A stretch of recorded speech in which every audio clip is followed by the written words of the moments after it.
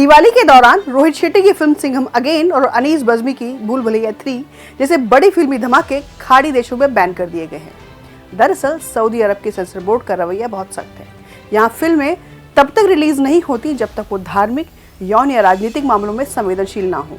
अगर फिल्म में ऐसी कोई चीज हो जो इन देशों के धार्मिक या सामाजिक मानकों के खिलाफ हो तो उन पर तुरंत बैन लगा दिया जाता है। पहली फिल्म सिंघम अगेन, जो अजय देवगन की शानदार एक्शन फिल्म है, पर बैन का कारण है धार्मिक संघर्ष का चित्रण।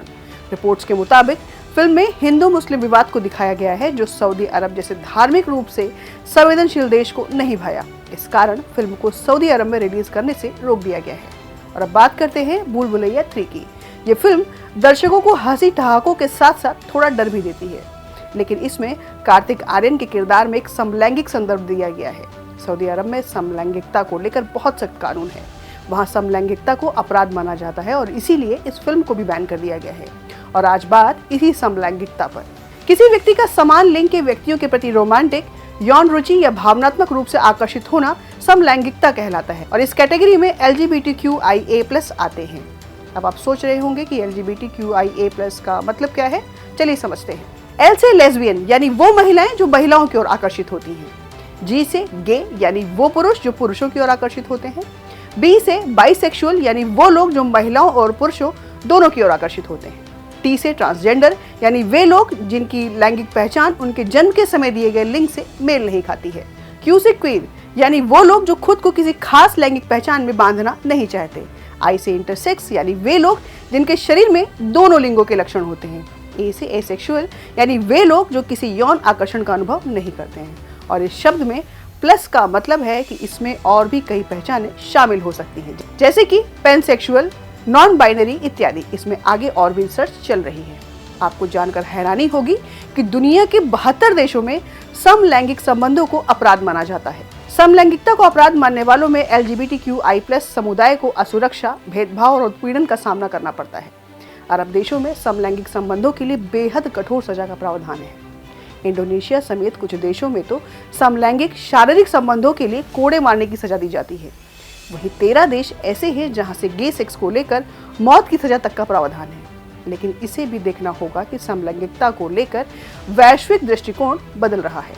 1973 में अमेरिकन साइकेट्रिक एसोसिएशन ने समलैंगिकता को मानसिक बीमारियों की सूची से हटा दिया था और 1992 में विश्व स्वास्थ्य संगठन ने भी इसे मानसिक विकारों की सूची से बाहर कर दिया था। और इसके बाद 130 से अधिक देशों ने समलैंगिकता को कानूनी रूप से स्वीकार किया है। भारत में 2018 में समलैंगिकता को अपराध की श्रेणी से बाहर कर दिया गया था, लेकिन फिर भी इसे कानूनी रूप से स्वीकार नहीं किया गया है। हालांकि कई LGBTQ+ समुदाय के लोग इसके लिए संघर्ष कर रहे हैं और वे इसे भारत के स्पेशल मैरिज एक्ट में शामिल करने की मांग कर रहे हैं। LGBTQIA+ समुदाय को भारत में बड़ी चुनौतियों का सामना करना पड़ता है, जैसे कि सामाजिक कलंक। हमारे समाज में LGBTQIA+ को स्कूल, कॉलेज और नौकरी में भेदभाव और परेशानियों का सामना करना पड़ता है। इससे इनकी मानसिक और भावनात्मक स्थिति पर बुरा असर पड़ता है। परिवार द्वारा अस्वीकार किया जाना, बहुत से LGBTQIA+ लोगों को अपने ही परिवार से समर्थन नहीं मिल पाता और कई बार घर से बाहर भी निकाल दिया जाता है या उन्हें उनकी पहचान के कारण अपनाया नहीं जाता है। इससे उनके पास सहयोग और सुरक्षा की कमी हो जाती है। स्वास्थ्य सेवाओं तक पहुंच की अगर बात करें तो अक्सर LGBTQIA+ समुदाय के लोग स्वास्थ्य सेवाओं तक भी आसानी से नहीं पहुंच पाते हैं।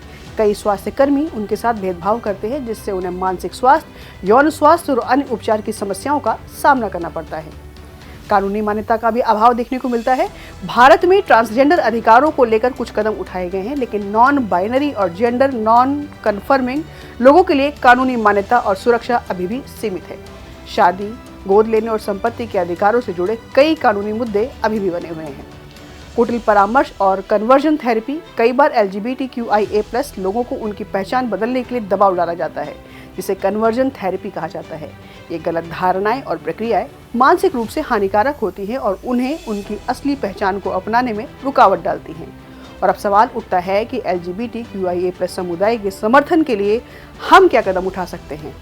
तो सबसे पहले तो कानूनी सुधार की बात कर सकते हैं। भारत की न्यायपालिका ने LGBTQIA+ समुदाय के अधिकारों को मान्यता दी है, लेकिन इसे आगे ले जाने के लिए कानून बनाने की जरूरत है। तमिलनाडु ने इस दिशा में पहल की है और भारत भी ऐसा कर सकता है ताकि उनकी शादी, गोद लेने और अन्य नागरिक अधिकार सुरक्षित हो सके। दूसरा तरीका रोजगार में प्रोत्साहन देकर के हो सकता है। LGBTQIA+ समुदाय के लिए रोजगार और व्यवसाय में अवसर बढ़ाए जाने चाहिए। उनके लिए अनुकूल कार्यस्थलों का विकास करना जिससे वे आर्थिक रूप से मजबूत बन सकें। स्वास्थ्य सेवाओं की सुलभता, इनके लिए स्वास्थ्य सेवाएं आसान और सुरक्षित होनी चाहिए। स्वास्थ्य कर्मियों को LGBTQIA+ के प्रति संवेदनशील और समझदार बनाया जाना अति आवश्यक है। खेल के माध्यम से भी हम इन्हें समर्थन प्रदान कर सकते हैं। खेलों को LGBTQIA+ समुदाय के लिए एक प्रेरणादायक मंच बनाया जा सकता है, जहां वे शारीरिक और मानसिक रूप से मजबूत बन सकते हैं। सिंघम अगेन और भूल भुलैया 3 जैसी फिल्मों को सऊदी अरब में बैन होना यह दिखाता है कि कुछ देशों में आज भी धार्मिक और यौन संवेदनाओं पर नियंत्रण की आवश्यकता मानी जाती है। वहीं यह मुद्दा भी उठता है कि अभिव्यक्ति की स्वतंत्रता और समाज की विविधता को कितना महत्व दिया जाना चाहिए। दोस्तों, ये तो मानना ही होगा कि LGBTQIA+ समुदाय की ये चुनौतियां सिर्फ उनका मुद्दा नहीं है, बल्कि यह समाज के हर इंसान का कर्तव्य है कि हम अपने आसपास के लोगों को बराबरी और सम्मान के साथ जीने का हक दें। हमें मिलकर एक ऐसे समाज का निर्माण करना चाहिए जहां हर व्यक्ति अपनी पहचान के साथ गर्व से जी सके। अगर आपको यह वीडियो पसंद आया हो तो लाइक और सब्सक्राइब करना ना भूलें और मिलते हैं अगले वीडियो में। तब तक के लिए नमस्कार।